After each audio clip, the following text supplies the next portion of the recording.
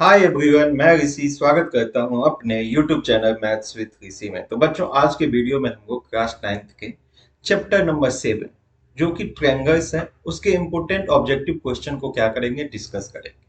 और ये जो है ट्रायंगल, ये बहुत ही इम्पोर्टेंट आपका चैप्टर है, क्योंकि ये 9th में भी पढ़ाई होगा, उसके बाद आपको 10th में भी है। ये बेसिक तो आप लोग जानते ही हैं ट्रायंगल का, बट इसमें क्या है, डिफरेंट डिफरेंट टाइप के हम लोग जैसे जैसे आगे बढ़ेंगे वैसे वैसे पढ़ते जाएंगे। तो बढ़ते हैं अपने फर्स्ट क्वेश्चन की तरफ। देखो, फर्स्ट क्वेश्चन को बनाने से पहले हम लोग क्या करते हैं, थोड़ा सा थ्योरी पढ़ते हैं। ध्यान, सबसे पहले क्या होता है, ये क्या है मेरा, एक ये ट्रायंगल है। ठीक, इसमें कोई समझने में प्रॉब्लम? ट्रायंगल का डिफिनीशन क्या होता है? हम्म ट्रायंगल का डिफिनीशन होता है, ये एक ऐसा पॉलीगन होता है। ठीक, पॉलीगन मतलब समझते हैं, मेनी साइड्स। मिनिमम कितना होना चाहिए, 3 साइड्स होना चाहिए, क्योंकि ये एक क्या होता है, क्लोज फिगर होता है। तो क्लोज फिगर होने के लिए क्या चाहिए मुझे, मिनिमम 3 साइड्स चाहिए। तो ये एक ऐसा पॉलीगन होता है जिसका कितना साइड्स होता है, 3 साइड्स होता है। उसके बाद इसका टाइप्स भी आप पढ़े होंगे। क्या मतलब, साइड के बेसिस पे, एंगल्स के बेसिस पे। साइड के बेसिस पे क्या क्या पढ़े थे, इक्वेटोरियल ट्रायंगल, उसके बाद आइसोसेलेस ट्रायंगल, और उसके बाद एक स्केलियन ट्रायंगल होता है ना। और एंगल्स के हिसाब से acute angle, right angle triangle और ऑब्ट्यूज एंगल। ठीक, एक्यूट, राइट एंगल, उसके बाद ऑब्ट्यूज। ठीक, अब वो क्या सब होता है वो तो आप पढ़े, उसका डिफिनीशन आप लोग को पता होगा, हम लोग उस पर आप लोग डिस्कस नहीं करते हैं। बढ़ते हैं अपने इस चैप्टर में मुझे क्या पढ़ना है। अब देखो,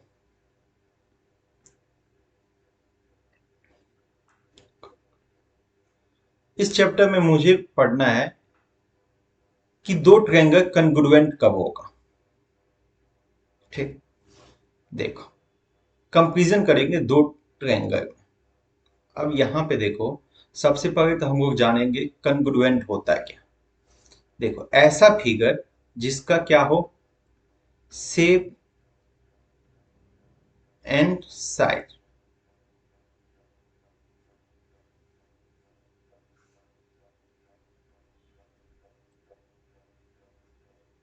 बोथ आर इक्वल होना चाहिए। देखो, शेप भी यदि ट्रायंगल है तो दूसरा भी ट्रायंगल ही होना चाहिए। यदि फर्स्ट सर्किल है तो दूसरा भी क्या होना चाहिए, सर्किल ही होना चाहिए।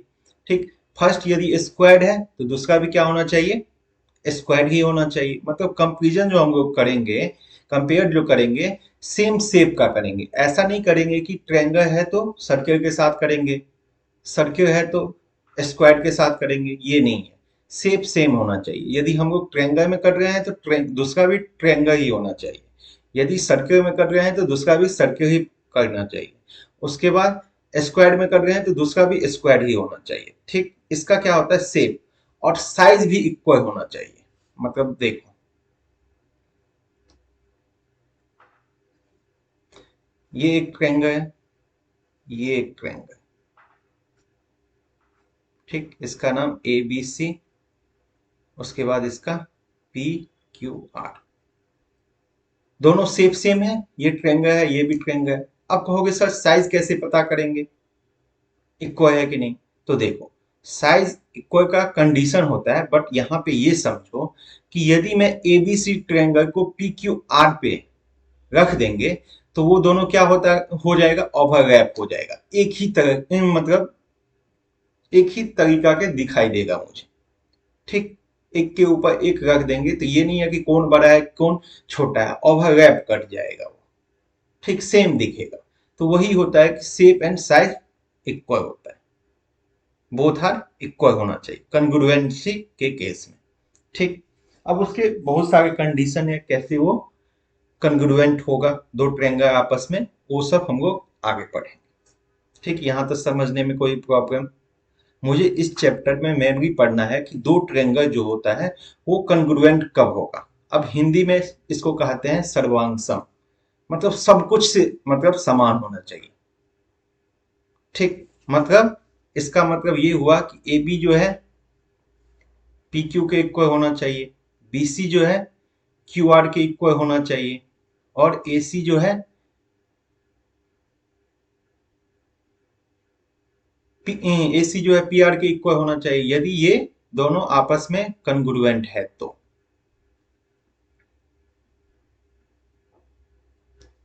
ठीक। और जब ये कन्ग्रुएंट हो गया तो इसके एंगल्स भी क्या हो जाएंगे, इक्वल हो जाएंगे।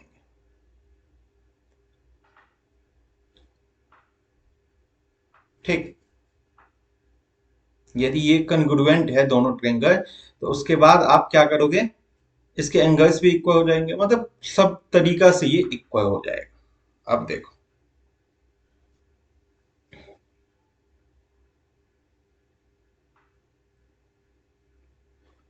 कंडीशन क्या क्या होना चाहिए सो।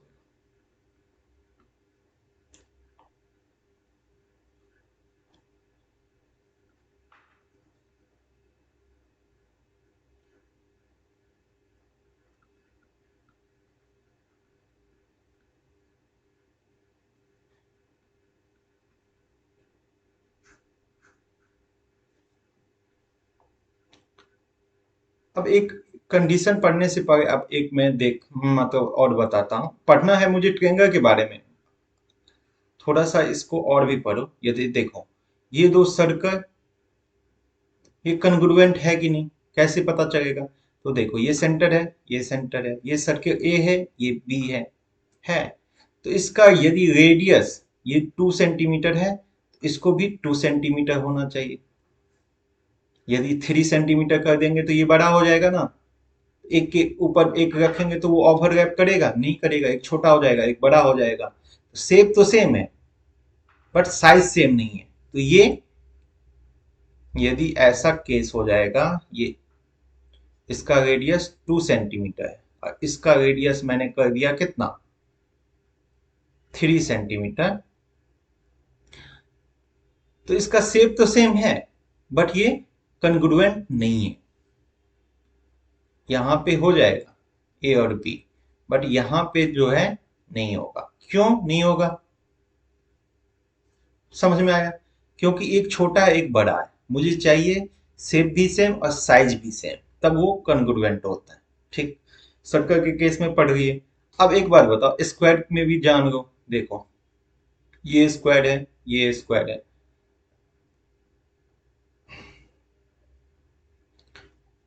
ये 2 सेंटीमीटर का है, स्क्वायर का सभी साइड्स इक्वल होते हैं, और ये 3 सेंटीमीटर है। तो देखो दोनों स्क्वायर ही है, शेप तो सेम है, बट ये कन्ग्रुएंट नहीं है। यदि ये ए बी सी डी है और ये पी क्यू आर एस है, पी क्यू, एक मिनट रुक, पी क्यू आर एस, ठीक। तो ये ए बी सी डी जो है ये आपका कन्ग्रुएंट नहीं है, किसका, पी क्यू आर एस का। क्यों नहीं है, क्यों, समझ गया, क्योंकि इसका साइड जो है छोटा है, इसका बड़ा है, ये ओवरलैप करेगा ही नहीं। तो दो स्क्वायर कन्ग्रुएंट कब होगा, जब इसका साइड यदि 2 सेंटीमीटर है तो इसका भी साइड क्या होना चाहिए, 2 सेंटीमीटर होना चाहिए। समझ में आ गया, तब ये जाकर दोनों कन्ग्रुएंट है। कन्ग्रुएंट का सिंबल क्या होता है, इक्वल का साइन देके उसके ऊपर में ये साइन दे देना, ये इसका सिंबल होता है। ठीक। ये आपका सिंबल समझ में आ गया फिगर से। क्या, दो फिगर कन्ग्रुएंट कब होगा, जब उसका शेप और साइज इक्वल होगा। तो हम लोग ट्रायंगल के केस में भी देखा, स्क्वायर के केस में भी देखा, और सर्किल के केस में भी देखा। अब हम लोग को मेनली इस चैप्टर में ट्रायंगल का नाम है, तो हम लोग दो ट्रायंगल कन्ग्रुएंट कब होगा, क्या क्या कंडीशन है, वो हम लोग जानते हैं। तो देखो एक बात बताओ, ध्यान दो तो, ये एक ट्रायंगल है, मतलब इसका नाम है ए बी सी। एक ये ऐसा बड़ा है, इसका नाम है पी क्यू आर। इसमें क्या करता है कि ए जो एंगल है ये पी के इक्वल है, पी जो है क्यू के इक्वल है, ध्यान देना, और सी जो है आर के इक्वल है। देखो कंडीशन क्या दिया हुआ है, ए जो है पी के इक्वल, उसके बाद बी जो है क्यू के इक्वल, और सी जो है आर के इक्वल। तो कहेगा कि ये ए बी सी जो है ये कन्ग्रुएंट है पी क्यू आर का। आप कहोगे सर शेप तो सेम है, बट साइज देखो तो, size A B P Q के इक्वल है नहीं है ना, ये छोटा है ये बड़ा है। बी सी इक्वल है क्यू आर का नहीं है, ए सी इक्वल है पी आर का नहीं है, बट इसके एंगल्स इक्वल है। तो ये याद रखना, यदि दो ट्रायंगल का तीनों एंगल्स इक्वल हो तो ये कन्ग्रुएंट हो भी सकता है नहीं भी हो सकता। ठीक हो सकता है ना, मैं इसके साइज को देखो, ये भी कंडीशन हो सकता है, ऐसा भी मैं बना सकता हूं, पी क्यू आर मतलब जितना ए बी है उतना ही पी क्यू है, बी सी है उतना ही क्यू आर है, ए सी जितना है उतना ही पी आर है। बट हम लोग तो बड़ा भी बना सकते हैं ना, एंगल्स इक्वल रखेंगे बट साइज, तो इसमें साइज साइड का जो होता है बहुत इंपॉर्टेंस है। तीनों एंगल्स इक्वल होने से दोनों ट्रायंगल कन्ग्रुएंट नहीं होगा, हो भी सकता है नहीं भी हो सकता है, तो ये नहीं होगा। तो ए ए ए से कभी भी दो ट्रायंगल आपस में क्या होता है, कन्ग्रुएंट नहीं होता है। समझ में आ गया? तो भाई किस किस से होता है, तो देखो कंडीशन फर्स्ट क्या कहता है, एस ए एस मतलब साइड एंगल साइड, मतलब इसका कहने का मतलब ये है कि एबीसी एक ट्रायंगल है और एक क्या है पी क्यू आर है। इसमें यदि एस मतलब एक साइड दूसरे ट्रायंगल के साइड के इक्वल है, कॉरस्पॉन्डिंग साइड उसको कहते हैं, ए बी जो है इक्वल है पी क्यू का, उसके बाद इसका बीच का एंगल एंगल है ना, तो बी इक्वल है क्यू का, और उसके बाद साइड मतलब बी सी इक्वल है क्यू आर का। यदि ये कंडीशन सेटिस्फाइड करता है तो वो दोनों कन्ग्रुएंट हो जाएगा। समझ में आया कि नहीं? क्या मैंने देखा, इसके फर्स्ट साइड जो है दूसरे ट्रायंगल के साइड के इक्वल, उसके बाद उसके बीच के एंगल, और उसके बाद उसके एक दूसरे साइड इक्वल है, तो ये दोनों ट्रायंगल क्या हो जाएगा आपस में कन्ग्रुएंट होगा। कहां से? इसको कहा जाता है एस ए एस कन्ग्रुएंसी। एक मिनट,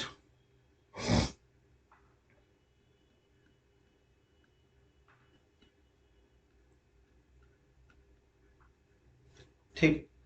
अब कहोगे सर ये तो एस ए एस बीच का एंगल इंपॉर्टेंट है, इक्वल होना ही चाहिए। हाँ, यदि आपको ये कंडीशन हो जाएगा कहीं एस ए एस तो ये नहीं होता। ठीक, मतलब दो साइड इक्वल है उसके बाद तीसरा कोई एंगल इक्वल है तो वो कन्ग्रुएंट नहीं होते। ठीक, डिटेल में और कैसे नहीं होते वो हम लोग आगे पढ़ेंगे। अभी हम लोग को क्वेश्चन करना है, तो इसलिए आप समझो कि एस ए एस से होता है, मतलब फर्स्ट एंगल का साइड दूसरे ट्रायंगल के साइड के इक्वल, उसके बाद उसके बीच का, उसके बाद सेकेंड साइड उसके इक्वल होना चाहिए। सेकेंड क्या कहता है, ए एस ए मतलब एंगल साइड, उसके बाद क्या होना चाहिए, एंगल होना चाहिए। ठीक, तो जैसे देखो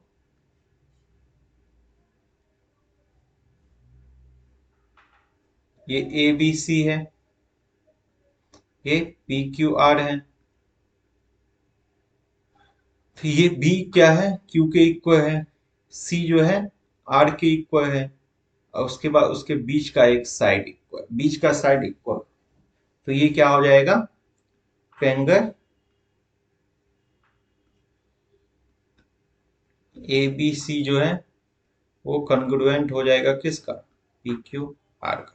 अब कहोगे सर बीच का साइड ही इक्वल होना चाहिए, नहीं, बीच का साइड इक्वल नहीं होगा, कोई भी साइड इक्वल होगा तो वो हो जाता है। तो इसलिए एक और कंडीशन बनता है ए ए एस, मतलब एंगल साइड, नहीं एंगल, उसके बाद फिर एंगल ना, उसके बाद क्या होना चाहिए, साइड होना चाहिए। ठीक, फिगर बनाओ, ये एक दूसरा ट्रायंगल, ये ए, ये बी, ये सी, ये पी, ये क्यू और ये आर। तो मतलब ये बी जो है क्यू के इक्वल, सी जो है आपका आर के इक्वल, कोई भी साइड ले लो बीच वाला, या A B equal to P Q कर दो, या A C equal to P R कर दो, तो ये दोनों आपस में कन्ग्रुएंट हो जाएगा। समझ में आया कि नहीं? हम्म, बस आप लोग इसको एक बार समझ लो कि किस किस कंडीशन से ये कन्ग्रुएंट होता है। यदि समझ में नहीं आए तो कोई बात नहीं, हम लोग इसको डिटेल में क्या करेंगे, एक बार पढ़ेंगे। अभी हम लोग को क्वेश्चन बनाना है, तो इसलिए हम लोग क्या कर रहे हैं, इसके सिर्फ कंडीशन को देख रहे हैं।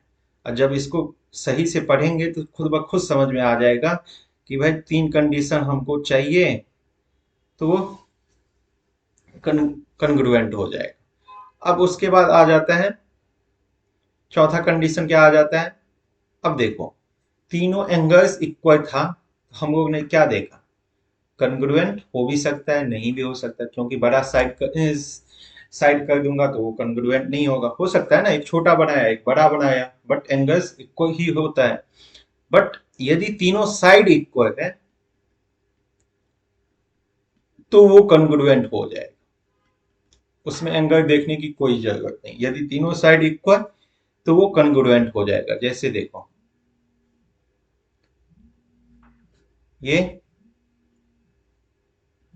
ए बी सी, ये पी क्यू आर, यदि ए बी पी क्यू के इक्वल, बी सी हमेशा देखना क्रॉसपॉन्डिंग साइड्स इक्वल होना चाहिए, B C equal to Q R और ए सी इक्वल टू क्या, पी आर। तो ये ए बी सी जो हो जाएगा कन्ग्रुएंट हो जाएगा किसका, पी क्यू आर का। समझ में आया?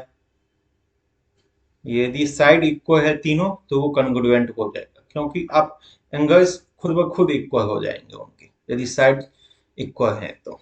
ठीक, बट तीनों एंगल्स इक्वल होता तो साइड इक्वल हो भी सकता है नहीं भी हो सकता है, बड़ा छोटा बन सकता है। एक और कंडीशन है जिसको कहा जाता है आर एच एस। ये क्या होता है, आर मतलब राइट एंगल, राइट एंगल आप जानते हैं ना 90 डिग्री, हाइपोटेनस, एच मतलब हाइपोटेनस, और क्या होना चाहिए, साइड होना चाहिए। मतलब यदि ये ए बी सी है, जिसका बी क्या है, राइट एंगल मतलब 90 डिग्री है, तो एक और बनाओ इसी के कॉरस्पॉन्डिंग, यदि पी क्यू आर है, तो यहाँ पे क्या देखा मैंने, ये 90 है, तो यहाँ पे ये बी और क्या है, क्यू इक्वल टू 90 है। अब हाइपोटेनस, हाइपोटेनस ये होता है ना ए सी, और इसमें क्या है P R, A C equal to क्या होना चाहिए, पी आर होना चाहिए।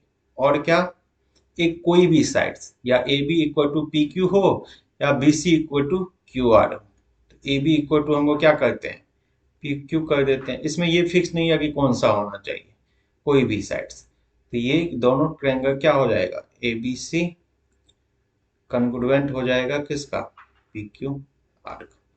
समझ में आ गया? हम्म, कितना कंडीशन हम लोग ने पढ़ा, दो ट्रायंगल को कन्ग्रुएंट होने के लिए 5 पढ़ा। कौन कौन, एस ए एस याद रखना, उसके बाद ए एस ए मतलब दोनों एंगल उसके बीच का साइड, तीसरा कौन पढ़ा, दो एंगल उस कोई भी साइड। चौथा पढ़ा तीनों साइड से इक्वल होना चाहिए। और पांचवा पढ़ा आप लोग ने RHS मतलब राइट एंगल, हाइपोटेनस और कोई भी साइड से इक्वल है तो वो दोनों ट्रायंगल आपस में कॉन्ग्रुएंट। समझ में आया कंडीशन।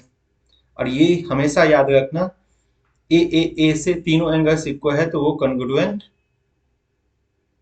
कॉन्ग्रुएंसी का वो कंडीशन नहीं है, ठीक। क्योंकि हम लोग साइड को बड़ा छोटा बना सकते हैं तो वो कॉन्ग्रुएंसी नहीं होगा। समझ में आया। इतना ही इस चैप्टर में थ्योरी, और भी है बट हम लोग कॉन्ग्रुएंसी का कंडीशन 5 ही है, इस पे हम लोग क्या करते हैं, क्वेश्चन बनाते हैं। तो बढ़ते हैं अपने फर्स्ट क्वेश्चन की तरफ। अब देखो, which of the following is not a criteria of congruence of triangles। देखो SAS तो पढ़े हैं, दो ट्रायंगल कॉन्ग्रुएंस कब होगा, SAS से होगा। ASA ये भी पढ़े हैं, SSS ये भी पढ़े हैं, SSA मैंने बताया था ना, SSA से नहीं होता, ठीक। तो option number C is the correct answer. बढ़ते हैं अपने नेक्स्ट क्वेश्चन की तरफ। यहां पे ध्यान देना, एक चीज देखो मैं बताता हूं, इसको हमेशा याद रखना। ABC कॉन्ग्रुएंट है किसका, PQR का। तो हमेशा कॉरस्पॉन्डिंग साइड्स जैसे AB इक्वल टू PQ होना चाहिए। BC इसमें क्या आप चेंज नहीं कर सकते हैं, AB इक्वल टू QR नहीं कर सकते हैं, BC इक्वल टू PR नहीं कर सकते हैं, बस कॉरस्पॉन्डिंग साइड्स इक्वल होना चाहिए। इसका नेमिंग करने टाइम में बहुत ध्यान रखना चाहिए, नहीं तो आपका गलत हो जाएगा। AB ये है ना, AB PQ के इक्वल होना चाहिए, ये BC जो है QR के इक्वल होना चाहिए, और ये AC जो है ये PR के इक्वल होना चाहिए। AC इक्वल टू, इसका मीनिंग हुआ PR, और एंगल भी इक्वल, ये तो साइड्स हो गया, और इसके angle A equal to P होना चाहिए, B इक्वल टू क्या होना चाहिए, Q, उसके बाद C इक्वल टू R। यदि ABC कॉन्ग्रुएंट PQR है तो ये इक्वल होगा इसी फॉर्मेट में, कॉरस्पॉन्डिंग साइड्स, कॉरस्पॉन्डिंग एंगल्स। अब यहां पे देखो कंडीशन क्या दिया हुआ है, कंडीशन दिया हुआ है AB जो, अब कहोगे सर AB को BA नहीं लिख सकते हैं, BA लिख सकते हैं, उसमें कोई प्रॉब्लम नहीं है। PQ है QP लिख सकते हैं, BC है तो CB लिख सकते हैं, QR है RQ लिख सकते हैं, but AB equal to QR मत कर देना। QP हो सकता है, BA इक्वल टू QP हो सकता है, इसके अल्फाबेट को आगे पीछे कर सकते हैं, but AB equal to QR कभी नहीं होगा। तो अब देखो AB इक्वल टू QR है, ठीक। इसका मतलब क्या हुआ, एंगल A जो है Q के इक्वल है। उसके बाद क्या दिया हुआ है, BC इक्वल टू क्या है, PR है, ठीक। तो इसका मतलब क्या हुआ, B जो है R के इक्वल है, क्योंकि यहाँ पे देखो ना AB equal to QR, A जो हो गया, एंगल A जो हो गया Q के इक्वल, तो B किसके इक्वल हो गया, R के। यहाँ भी BC इक्वल टू PR है तो B किसके इक्वल है, R के। और एक कंडीशन और है, CA इक्वल टू PQ, तो मेरा क्या बच गया C, तो C किसके इक्वल है, A तो Q के इक्वल था तो C किसके इक्वल हो गया, P के। समझ में आया कि नहीं। अब क्या कहता है, देन देन कौन सा दो ट्रायंगल कॉन्ग्रुएंट होगा, तो ध्यान देना, ट्रायंगल ABC जो है कॉन्ग्रुएंट होगा, ए किसके इक्वल था, Q के, B किसके इक्वल था, R के, C किसके इक्वल था, P के। ये दो ट्रायंगल क्या होगा, आपस में कॉन्ग्रुएंट होगा, बाकी कोई नहीं होगा। तो देखो ऐसा फॉर्मेट में कहीं है ABC PQR, ये नहीं होगा। उसके बाद BAC मतलब B इक्वल टू R, इसका मतलब यही हुआ ना, A equal to P, A equal to P तो है, और B इक्वल टू R भी है, सी इक्वल टू क्यू।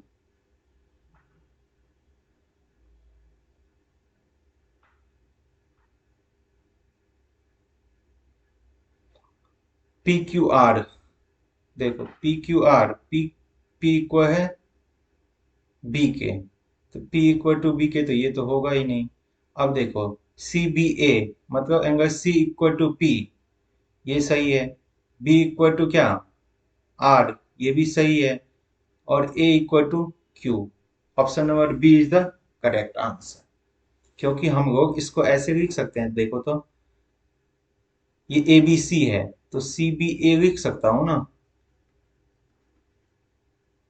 और इसको P R Q, P R Q भी लिख सकते हैं। तो देखो ना, बात तो सेम ही है। सी इक्वल टू किसके है, पी के, और क्या बी इक्वल टू आर, और सी इक्वल टू किसके, पी के। तो यही कंडीशन है ना, देखो C equal to P, B equal to R, A equal to, एक minute, A equal to Q ना, एक minute, B equal to R, A equal to Q, यहाँ पे क्यू होगा ना, देखो ना, तो ये कंडीशन सेटिस्फाइड कर रहा है। अब कहोगे सर इसमें क्या हुआ, बी इक्वल टू, आर तो था, ए इक्वल टू पी भी था, ए इक्वल टू पी हो गया ना, ए इक्वल टू क्यू था, तो ये कंडीशन नहीं हुआ। तो option number B is the correct answer. बढ़ते हैं अपने नेक्स्ट क्वेश्चन की तरफ। क्या कहता है, in triangle A B C, A B equal to A C. अब ध्यान देना, उसमें ट्रायंगल में ये भी एक कंडीशन है, थ्योरम है, ए बी सी। ये एक ऐसा ट्रायंगल है जिसके दो साइड्स इक्वल है, मतलब ए बी इक्वल टू क्या है, ए सी है।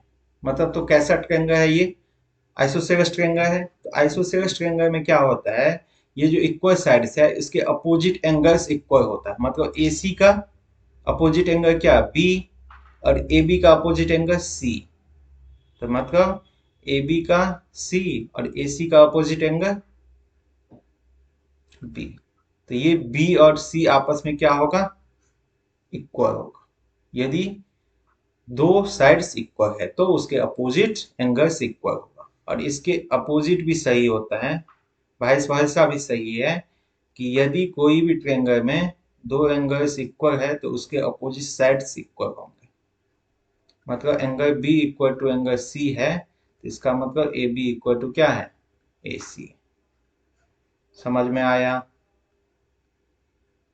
फर्स्ट कंडीशन कहता है कि यदि कोई भी ट्रायंगल में दो साइड्स इक्वल हैं तो उसके अपोजिट एंगल्स इक्वल होंगे। और उसका सेकंड कंडीशन कहता है कि यदि कोई भी ट्रायंगल में दो एंगल्स इक्वल हैं तो उसके अपोजिट साइड्स इक्वल होंगे। ठीक, यहां तक समझ में आया। क्वेश्चन क्या कहता है, इन ट्रायंगल ए बी सी,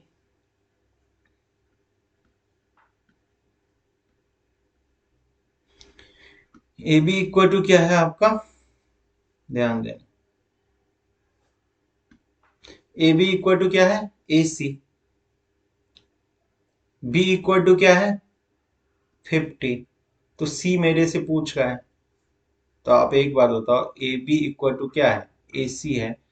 तो मैंने क्या बताया, उसके अपोजिट एंगल्स, तो angle B equal to angle C होगा। तो बी आप जानते हैं कितना है, 50 है, तो सी भी क्या होगा, 50 ही होगा। तो ये जो हो जाएगा आपका 50 हो जाएगा। Option number B is the correct answer. बढ़ते हैं अपने नेक्स्ट क्वेश्चन की तरफ। क्या कहता है, ए बी सी है ट्रायंगल ए बी सी। इसमें क्या दिया हुआ है, ए बी जो है इक्वल है बी सी का, ठीक, और बी जो है आपका 80 डिग्री दिया हुआ है। तो ए मेरे से पूछ रहा है, तो आप एक बात बताओ, A B equal to B C है, A B equal to B C है, तो इसके अपोजिट साइड्स क्या होंगे, इक्वल होंगे।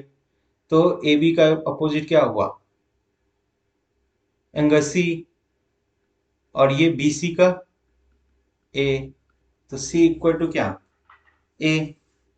तो यहाँ पे बी कितना दिया हुआ है, बी आपका दिया हुआ है 80 डिग्री। तो ये हम लोग ने माना कि x है तो ये भी x, तो angle C equal to angle A equal to X. तो आप जानते हैं इन ट्रायंगल ए बी सी तीनों एंगल्स का सम कितना होगा,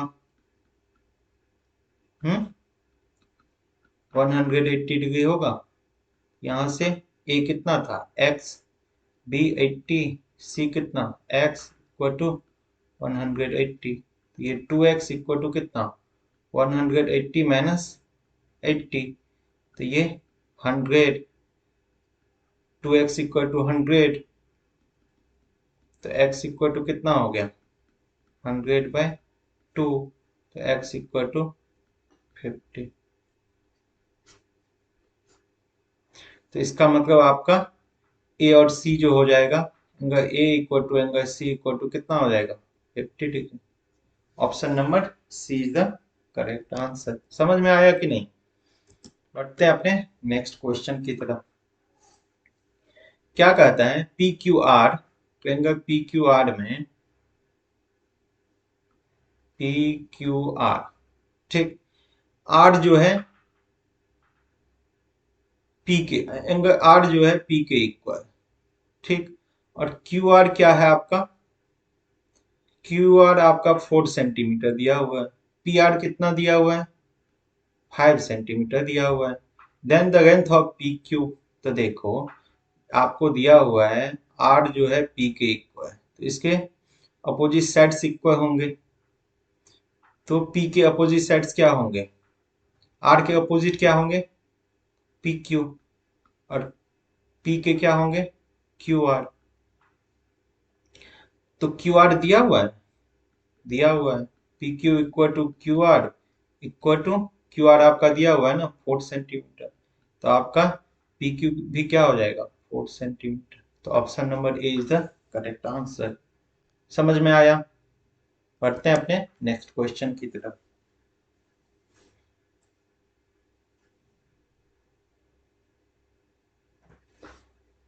अब एक चीज देखो, क्वेश्चन नंबर 6 में क्या करता है, एक कंडीशन और थ्योरी पर देखो, ये ए बी सी ट्रायंगल है, इसमें एंगल ए बी सी है, ठीक, इसमें यदि कहेगा कि बी एंगल बी जो है वो ग्रेटर देन क्या है एंगल सी, तो इसका मतलब ये हुआ कि एंगल बी का जो अपोजिट साइड्स है, मतलब बी का अपोजिट साइड्स क्या है ए सी, ये हमेशा ग्रेटर होगा किसके सी के, एंगल सी के अपोजिट साइड्स के, मतलब ए बी के। समझ में आया? यदि आपका एंगल्स इक्वल है तो उसके अपोजिट साइड्स भी क्या होंगे ग्रेटर होंगे। यदि एंगल्स ग्रेटर है, एक एंगल दूसरे एंगल से क्या है ग्रेटर है, तो उसके अपोजिट साइड भी क्या होंगे ग्रेटर होंगे। ये चीज आपको याद रखने की जरूरत है। अब देखो कहता है D is a point on the side B C, एक ट्रायंगल बनाओ ए बी सी, कुछ दिया हुआ है नहीं दिया हुआ है। अब कहता है कि एडी जो है एंगल बी ए सी को बाइसेक्ट कर रहा है, ठीक है, बाइसेक्ट मतलब इक्वल पार्ट में डिवाइड कर रहा है, तो एंगल है तो इक्वल एंगल में डिवाइड करेगा, मतलब बी ए डी जो होगा वो इक्वल होगा किसका डी ए सी का। बाइसेक्ट मतलब यही हुआ कि एंगल को दो इक्वल पार्ट में डिवाइड कर। तो कहता है D is a point on the side B C, B C पे डी एक पॉइंट है ट्रायंगल एबीसी में, such that AD bisect, AD जो है बाइसेक्ट कर रहा है एंगल बीएसी। तो गिवन क्या दिया हुआ है, गिवन दिया हुआ है एडी जो है आपका बाइसेक्ट कर रहा है एंगल बीएसी को। तो इसका मतलब हुआ कि एंगल बीएडी जो है वो इक्वल है किसका सी ए डी का, मतलब ये एंगल जो है इसके इक्वल, ये और ये। फर्स्ट कंडीशन हम लोग ने मान लिया।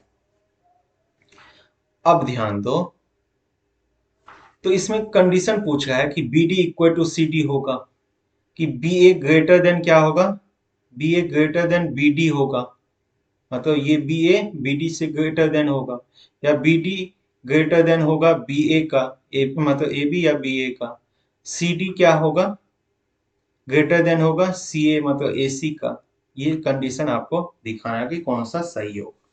तो देखो, यदि ये आइसोसेलेस ट्रायंगल होता, मतलब ए बी इक्वल टू ए सी होता, तो आपने पढ़ा है कि ये जो ए डी है ये बी सी को बाइसेक्ट करता है, थ्योरम पढ़ा है ना, तो ये फर्स्ट ऑप्शन सही हो जाता है। बट यहाँ पे ये तो दिया ही नहीं है कि ए B equal to A C है, तो हम लोग क्या करते हैं, बनाने की कोशिश करते हैं। इन देखो, इन ट्रायंगल क्या है आपका, बताओ, ए सी डी। हम लोग ये जो आपका एक ट्रायंगल ए बी सी है उसको ए डी बाइसेक्ट कर रहा है, तो दो ट्रायंगल बन रहा है ना, ए बी डी और ए डी सी, तो हम लोग लेते हैं ए सी डी में। ठीक, इसमें क्या लेते हैं, एंगल जो है, ये एंगल क्या नाम है इसका, बी डी ए ना, एंगल बी डी ए जो है एक इज एन एक्सटीरियर एंगल है। ए सी डी ट्रायंगल के लिए ये बी डी ए तो एक्सटीरियर एंगल ही है। हम्म,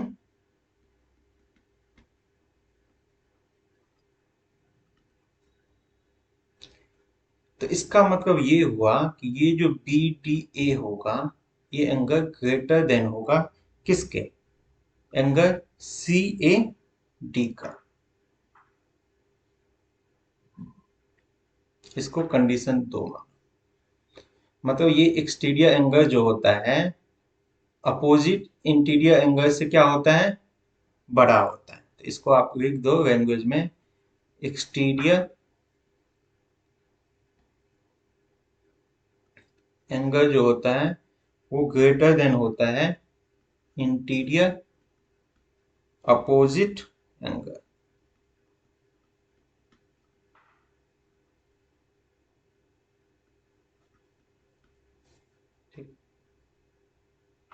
आप कहोगे सर आप यदि इसमें लिए हैं, क्या नाम है, एडीसी लिए हैं, एसीडी ट्रायंगल लिए ना, ऐसे ही आप एबीडी में ले सकते हैं, हाँ ले सकते हैं, कोई दिक्कत नहीं है, आप करके देखना।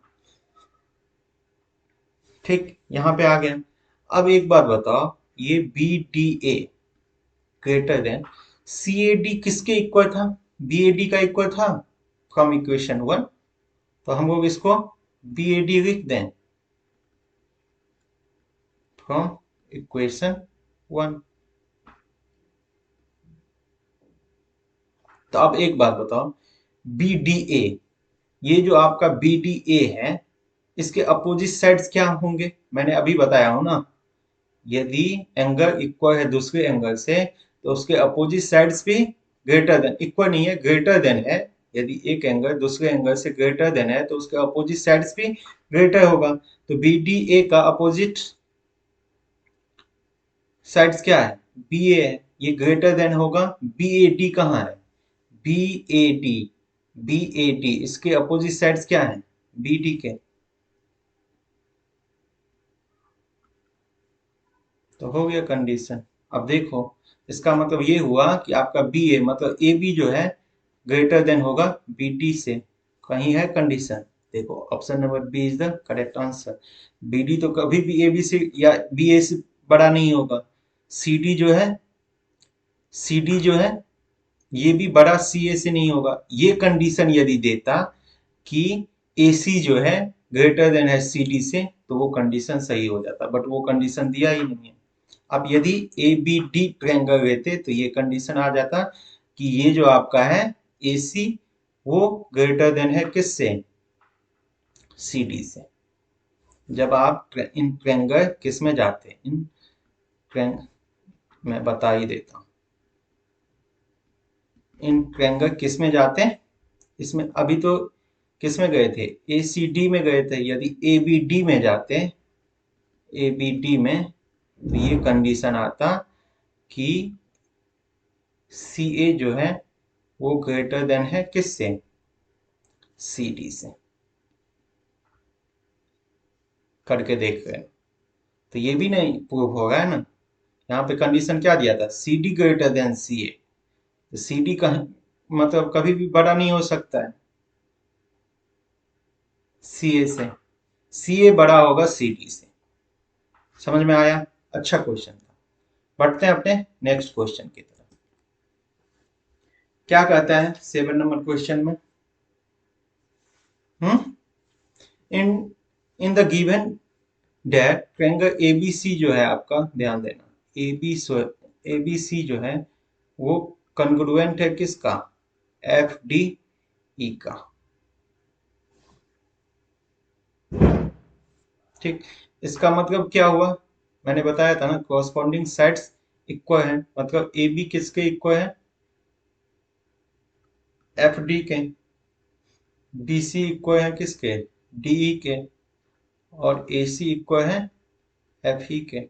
एफ ई बोलो या ई एफ बोलो, बी सी इक्वल है डी ई के, मतलब ई डी बोलो, जो भी बोलना है।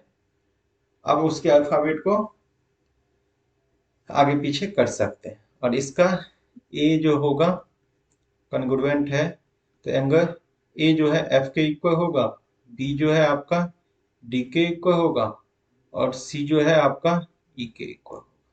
ठीक, आप ड्रॉ करो इसका नाम ए बी सी, इसका नाम बड़ा छोटा बन गया, लेकिन ये कन्ग्रुएंट है, ये समझ लेना, एफ डी ई के। इसमें क्या दिया हुआ है, ए बी जो है, ए बी आपका दिया हुआ है 5 सेंटीमीटर, तो A B equal to F D है, एफ डी ये भी 5 सेंटीमीटर हो जाएगा। बी जो है ये 40 है, और ए जो है आपका ये 80 है। तो अब एक बात बताओ, बी इक्वल टू किसके है, डी के, तो ये भी आपका क्या हो जाएगा, 40 हो जाएगा। और ए इक्वल है एफ का, तो ये भी आपका 80 हो जाएगा। ठीक, और कुछ दिया हुआ है देन, तो अब एक बात बताओ, सी कितना हो जाएगा, 80 40 120, और टोटल होता है 180, तो ये 60 डिग्री हो जाएगा। तो C इक्वल टू ई है, तो ये भी 60 हो जाएगा कि नहीं। तो अब क्वेश्चन में क्या कहता है, डी एफ इक्वल टू 5, और एफ जो है आपका 60 है, एफ कहाँ है, एफ तो 80 होना चाहिए ना। डी एफ 5 सेंटीमीटर, तो डी एफ तो 5 सेंटीमीटर होगा ही, ई जो है 60, option number B is the correct answer. D E क्या है, डीई आपका, नहीं, डी आपका 5 सेंटीमीटर कैसे होगा, वो तो दिया ही नहीं है बीसी कितना है, बस इक्वल है, ये नहीं होगा। डी इक्वल टू डी तो है ही नहीं, ये नहीं होगा। Option number B is the correct answer. बढ़ते हैं अपने नेक्स्ट क्वेश्चन की तरफ। क्या कहता है, two sides of a triangle are of length 5 centimetre and 1.5 centimetre, the length of the third side of the triangle can not be. अब ध्यान देना, आपको मैंने बताया था, यदि ए बी सी एक ट्रायंगल है, तो इसमें क्या होता है, हमेशा दो साइड का जो सम होगा, A B plus B C जो होगा, वो हमेशा ग्रेटर देन होगा थर्ड साइड से। मतलब बी सी प्लस ए सी जो होगा वो हमेशा ग्रेटर देन होगा ए बी से। ठीक, और ए बी प्लस ए सी जो होगा हमेशा ग्रेटर देन होगा बी सी से। मतलब दो साइड का सम जो होगा हमेशा थर्ड साइड से क्या होगा, ग्रेटर देन होगा, तभी क्या होगा, ट्रायंगल बनेगा, नहीं तो ट्रायंगल बनेगा ही नहीं। तो यहाँ पे कहता है, एक है 5 सेंटीमीटर, एक है 5 सेंटीमीटर, सेकेंड है 1.5 सेंटीमीटर, तो थर्ड साइड जो है क्या लूं, the length of the third side of the triangle can be, third side क्या हो सकता है कि ट्रायंगल आपका बनेगा। तो आप एक बात बताओ, यदि आप 3.6 लेते हो, तो देखो तो दो साइड का सम हमेशा थर्ड से ग्रेटर देन होगा, इस दोनों को ऐड करेंगे तो ये 3.6 से बड़ा होगा। फिर इसको इसको मतलब ऐड करेंगे तो ये भी इससे बड़ा होगा। यदि 1.5 और 3.6 को ऐड करेंगे तो कितना हो जाएगा, ये 5.1, वो भी 5 से बड़ा हो जाएगा। तो मतलब ये हो सकता है। 4.1 करोगे, यदि आप 4.1 रहते हो तो यहाँ भी दो साइड्स को ऐड करोगे तो थर्ड से क्या होगा, ग्रेटर देन होगा। बी भी सही है। 3.8 लोगे तो यहाँ पे देखो तो 5 और 3.8 को करेंगे तो ये 1.5 से ग्रेटर देन होगा। 1.5 और 3.8 को ऐड करेंगे तो ये कितना हो जाएगा, 5.3 हो जाएगा। ये भी 5 से सेंटीमीटर से बड़ा होगा, ये भी हो सकता है। और कोई कंडीशन छूटा, इस दोनों को ऐड करेंगे 5 और 1.5 को तो 6.5 भी 3. ये भी हो सकता है। बट ये कंडीशन नहीं होगा। टी देखो 3.4, यदि आप 1.5 और 3.4 को ऐड करोगे तो देखो 3.4 प्लस 1.5 कितना हो गया, ये 4.9। ये हमेशा छोटा हो जाएगा 5 सेंटीमीटर से। तो ये कंडीशन नहीं होगा ना, छोटा नहीं होना चाहिए, बड़ा होना चाहिए। तो option number D is the correct answer. बढ़ते हैं अपने नेक्स्ट क्वेश्चन की तरफ। क्या कहता है नेक्स्ट क्वेश्चन, एक पी क्यू आर है, ठीक, ट्रायंगल है P Q are.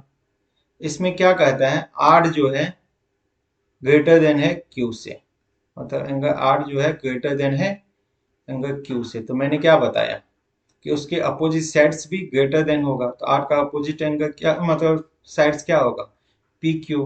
Greater than Q R, मतलब क्यू का अपोजिट क्या होगा, पी आर। ये कंडीशन हो जाएगा, है कहीं पे, P Q greater than P R. Option number B is the correct answer. बढ़ते हैं अपने नेक्स्ट क्वेश्चन की तरफ।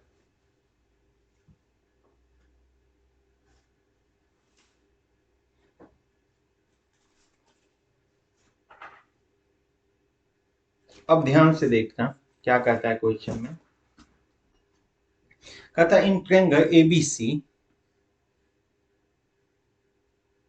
ए बी सी, और एक ट्रायंगल है पी क्यू आर।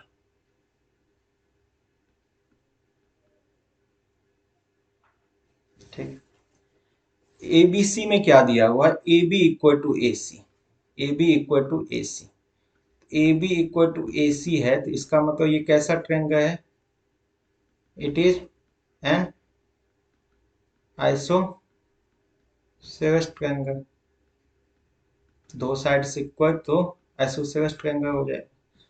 अब पी क्यू आर में क्या दिया हुआ है, ध्यान देखना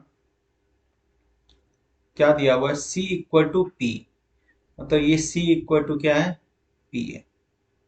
एंड बी इक्वल टू क्या दिया हुआ है, बी इक्वल टू दिया हुआ है क्यू।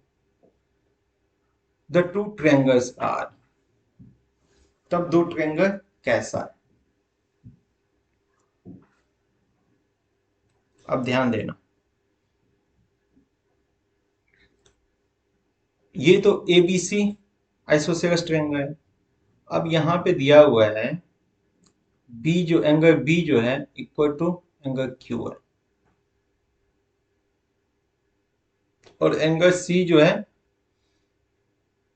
एंगल पी के इक्वल है।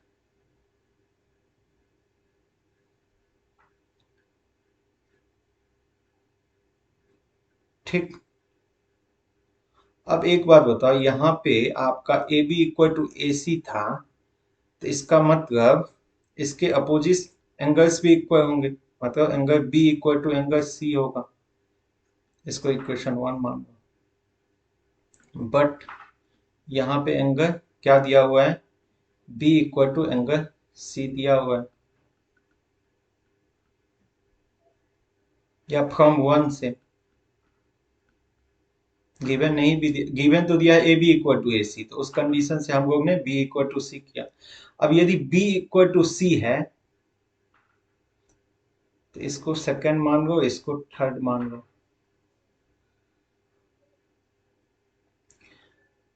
तो ये angle Q equal to angle P हो जाएगा, नहीं हो जाएगा। अरे बी और सी आपस में इक्वल है तो क्यू, बी इक्वल है क्यू का, सी इक्वल है पी का, तो ये दोनों आपस में भी इक्वल हो जाएगा ना, क्यू इक्वल टू पी, होगा कि नहीं।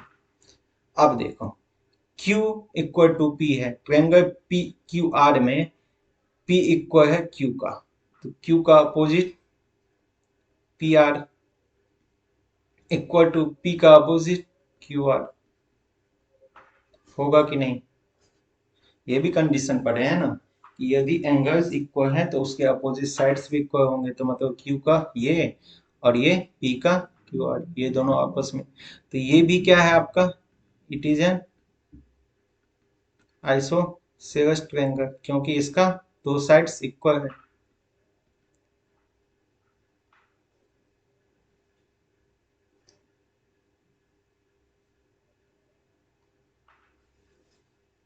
ठीक, अब एबीसी भी आइसोसेलेस ट्रायंगल है, पी क्यू आर भी क्या है, आइसोसेलेस ट्रायंगल है, बट ये कन्ग्रुएंट होगा कि नहीं होगा, सो बताओ,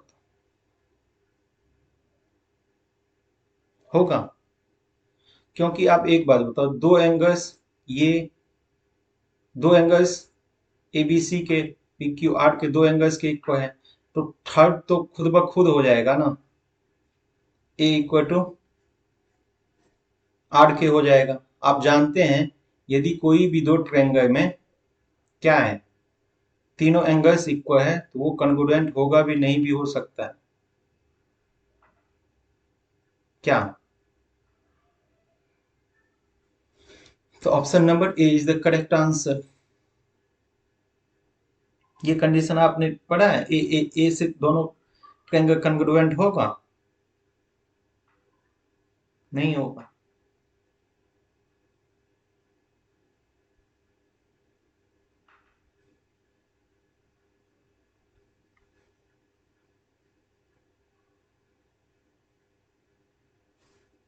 तो option number A is the correct answer. बढ़ते हैं अपने नेक्स्ट क्वेश्चन की तरफ। क्या कहता है 11 नंबर क्वेश्चन में, in triangle ABC and D E F, A B equal to क्या है, एफ डी है, ए इक्वल टू डी है, the two triangles will be congruent by S A S axiom if. तो देखो एक ABC हो और एक क्या हो, डी ई एफ हो, ठीक। इसमें क्या क्या दिया हुआ है, ए बी जो है किसके इक्वल है, एफ डी या डी एफ इसके, उसके बाद ए जो इक्वल है किसके, डी के, ठीक। तो एस ए एस से मतलब साइड साइड, ठीक, उसके बीच का एंगल, ठीक। और उसके बाद इसका ये ए सी इक्वल टू क्या होना चाहिए, डीई होना चाहिए, तभी तो S A S congruency condition use होगा इसमें। तो ए सी इक्वल टू क्या होना चाहिए, डीई होना चाहिए, तभी जाके ये दोनों कंग्रुएंट होगा। A C equal to D, option number B is the correct answer. तो बच्चों आज का वीडियो हम लोग यहीं पे समाप्त करते हैं। आज के वीडियो में हम लोग ने चैप्टर नंबर क्लास 9 के चैप्टर नंबर 7 ट्रायंगल्स को के जितने भी इम्पोर्टेंट ऑब्जेक्टिव क्वेश्चन बनते हैं उसको हम लोग ने डिस्कस किया। फिर भी आप लोगों को कोई भी क्वेश्चन में डाउट हो तो आप नीचे कमेंट बॉक्स में कमेंट कर सकते हैं। वीडियो आप लोगों को अच्छा लगता हो तो वीडियो को अधिक से अधिक लाइक करो, सब्सक्राइब करो, अपने दोस्तों के साथ शेयर करो। Thank you for watching this video. Have a nice day, bye bye, take care.